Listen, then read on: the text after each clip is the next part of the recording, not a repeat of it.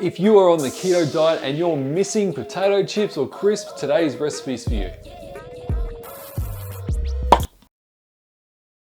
Hey everyone, welcome back to the Pop Keto Kitchen, and today's recipe is kale chips. You've probably seen that from the title of the video. Now, one of the things that people say about the keto diet is that they miss some of the snacky stuff that they're used to. And kale chips are a great replacement for normal chips or crisps. If we're talking about the carbs, 100 grams of potato is generally about 17 grams of carbs. 100 gram of kale is only 9 carbs, so it's a massive difference there, nearly half.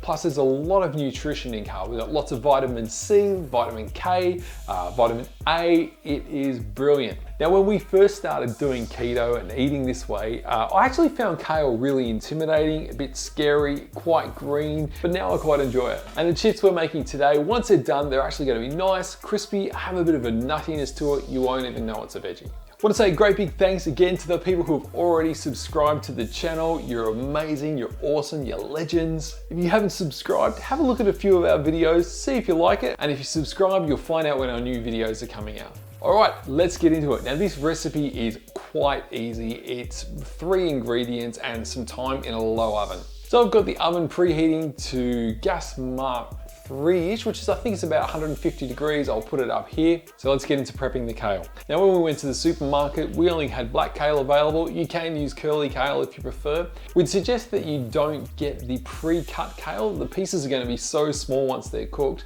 and cutting it up yourself means you get to have good sized chunks that you can bite into. All right, so this is pretty easy. What we're going to do is we're going to take out the main vein that goes down through the middle of the kale.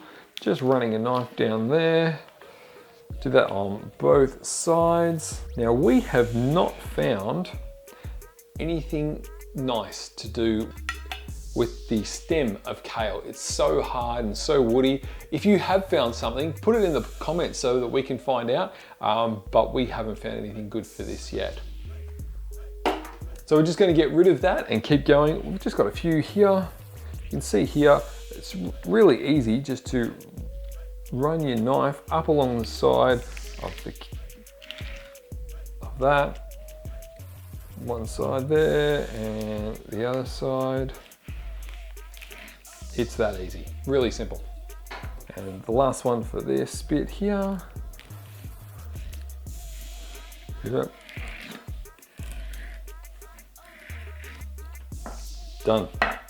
All right, so we're gonna cut these into pieces big enough to bite into, probably about 4 or 5 centimeters long. The thinner bits you might cut a bit longer, the thicker bits you might cut a bit shorter, but we're just gonna go like this. And this works exactly the same whether you're using the black kale like we are today or curly kale. So I'm going to add that to this bag where I've already got the rest of the kale cut up. To this, we are going to add about 1 tablespoon of extra virgin olive oil and about a teaspoon of salt. I've got a nice flaky sea salt that I'm using here. Seal up the bag, and we're just going to shake that to coat it.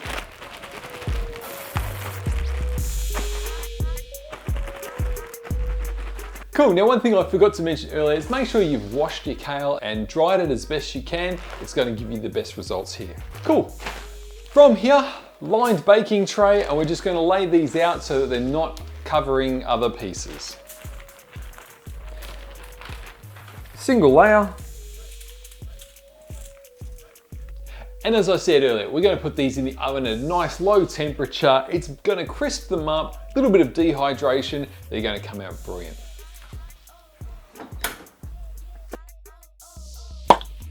I had a couple of trays worth. The tray on the highest shelf only took 15 minutes. The one below took a bit over 20, so you'll just have to keep an eye on them. Let me show you. And these are it. Look at this.